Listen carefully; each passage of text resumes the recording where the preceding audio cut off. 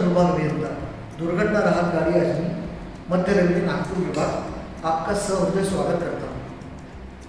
आज मैं आपको स्कैबा मतलब self content positive pressure air breathing apparatus के विधिवत इस्तेमाल का वैज्ञानिक तरीका इस वीडियो के माध्यम से आपको देने का पूरा प्रयास करूँगा। यह कोई साधारण उपकरण नहीं बल्कि रेस्क्यू, रेस्टोरेशन तथा फायर फाइटिंग आदि कार्यों में इसकी उपयोगिता बेजोड़ है। भारतीय रेल के सभी ART accident relief train, ARMA accident relief medical equipment van, NDRF national disaster response force, civil defence तथा फायर फाइटिंग आदि विभागों के पास अमूमन होता ही है। इसका मुख्य उपयोग जहरीले वायु भरे कक्ष से या धुएं से भरे स्थान से किसी के रेस्क्यू करते समय होता है। साथ ही साथ फायर फाइटिंग के दौरान खुद की रक्षा करने में भी ये कारगर है। Self content air breathing apparatus के मुख्य 3 भाग हैं। एक है बैकप्लेट, दूसरा कॉम्प्रेस्ड एयर बॉटल, तीसरा फुल फेस मास्क। अब हम विस्तार से इनके बारे में जानेंगे। बैकप्लेट जो स्कैबा का मुख्य भाग है, इसमें सभी उपकरण को जोड़ा गया है। ये एक कॉम्पोजिट मटेरियल का बनाया हुआ लाइट वेट स्ट्रक्चर है। इसका जो आकार है ये इंसानी रीढ़ की हड्डी के अनुकूल है। इस एर्गोनॉमिकल डिज़ाइन की वजह से इस बैकप्लेट को कोई भी ऑपरेटर लंबे समय तक पहन सकता है और अपनी सेवा दे सकता है। इसी बैकप्लेट पे इस कॉम्प्रेस्ड एयर सिलेंडर को माउंट किया जाता है और ये जो लॉकिंग अरेंजमेंट है इसके ज़रिए उसको सिक्योर किया जा सकता है। यहाँ पे है प्रेशर रिड्यूसिंग वॉल और साथ ही साथ कनेक्टर। ये जो कनेक्टर है ये कॉम्प्रेस्ड एयर बॉटल के आउटपुट पोर्ट से कनेक्ट किया जाता है और यहाँ से जाते हैं 2 होजेस। जो छोटा वाला है वो हाई प्रेशर होज और जो बड़ा वाला है वो लो प्रेशर होज। हाई प्रेशर होज गया हुआ है प्रेशर गेज के पास। इस प्रेशर गेज के जरिए हमारा जो एयर सिलेंडर का जो प्रेशर है हम इसको देख सकते हैं। यहाँ पे लगा हुआ है व्हीसल और सेफ्टी वॉल्व। लो प्रेशर होज में लगा हुआ है डिमांड वॉल्व। डिमांड वॉल्व में 2 बटन है। ऑफ, लाल कलर का बटन ऑफ है जिसको रीसेट भी कहते हैं, और ये है ऑन बटन। इसी को हम फेस मास्क से कनेक्ट कर सकते हैं। दूसरा भाग high pressure compressed air cylinder जिसको हम एयर बॉटल भी कहते हैं। ये 300 बार प्रेशर का 6 लीटर क्षमता वाला मेटेलिक एयर बॉटल है जिसमें 45 मिनट की हवा उपलब्ध रहती है, जिसमें से 35 मिनट कार्य के दौरान काम में आती है जबकि 10 मिनट रिजर्व रखी गई, जिसके ज़रिए ऑपरेटर डेंजर सिचुएशन से बाहर आने में मदद होती है। इसमें दिया गया है ये आउटपुट जिसको हम डिमांड वॉल से हम कनेक्ट कर सकते हैं, बैकप्लेट से कनेक्ट कर सकते हैं, और ये लॉकिंग मैकेनिज्म के साथ में ये रेगुलेटर का ऑन ऑफ बटन है जिसको लॉकिंग मैकेनिज्म के ज़रिए एक्सीडेंटली इस ऑन ऑफ बटन को इस्तेमाल करने से रोका जा सकता है। ये मेटल का बना है, इसके लिए इसकी सर्विस लाइफ आजीवन होती है, जबकि मार्केट में कॉम्पोजिट एयर बॉटल भी है, लेकिन ये बार बार रिफिल करके हम इसको इस्तेमाल कर सकते हैं। इसको 5 साल में एक बार हाइड्रोस्टैटिक टेस्टिंग करवाना और सर्टिफिकेशन करके ही इसको इस्तेमाल करना अनिवार्य होता है।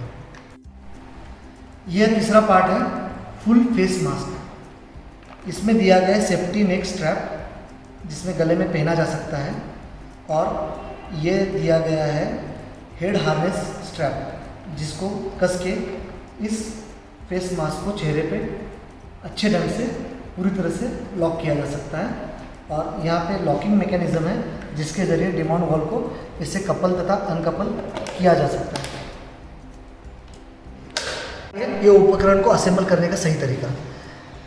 ये उपकरण इस तरह से डिज़ाइन किया गया है, कोई भी ऑपरेटर बिना किसी के सहारे, बिना कोई उपकरण औजार लिए स्वयं ही इसको असेंबल कर सकता है, इस्तेमाल कर सकता है तथा डिसअसेंबल कर सकता है।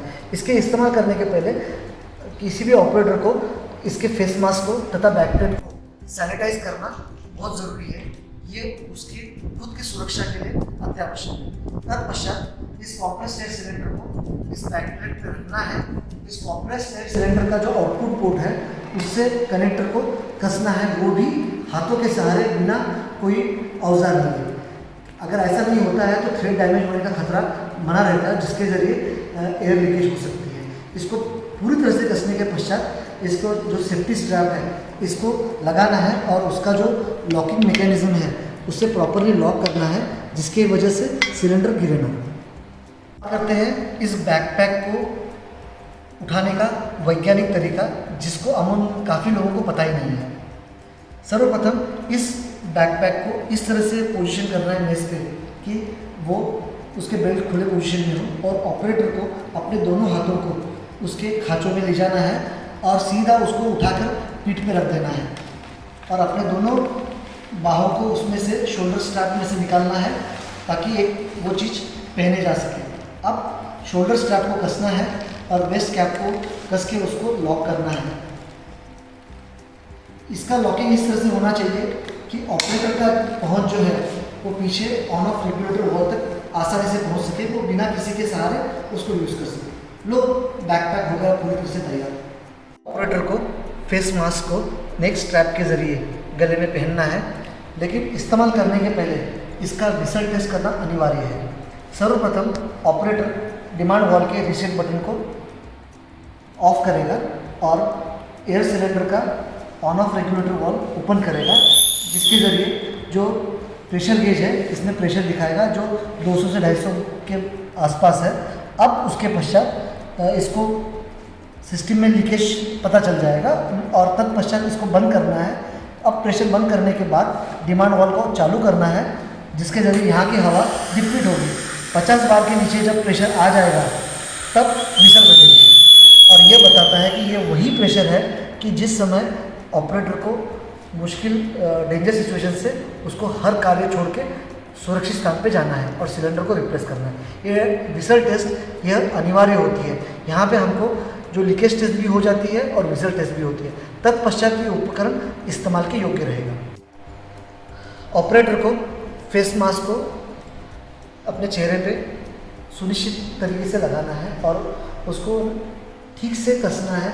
जो हेड हार्नेस जो दिए हुए स्ट्रैप उसको इस्तेमाल करते हुए सभी तरह से वो कसे जाने चाहिए ताकि ये प्रॉपरली अपने चेहरे पे फिट रह सके, यहाँ से कोई भी एयर लीकेज ना हो। अब उसके पश्चात इसको जो है डिमांड वॉल को ऑफ रीसेट बटन को ऑफ करके प्रेशर ऑन करना है।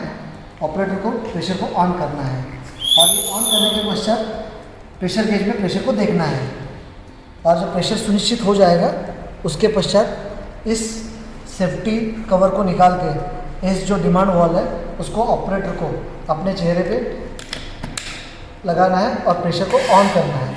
ये एक पॉजिटिव प्रेशर इक्विपमेंट है। इसका मतलब पहली सांस लेते समय ऑपरेटर को कुछ एफर्ट लेने पड़ेंगे, उसके बाद रिस्पिरेशन ऑटोमेटिक शुरू हो जाएगा। अब ये इक्विपमेंट इस्तेमाल के योग्य है।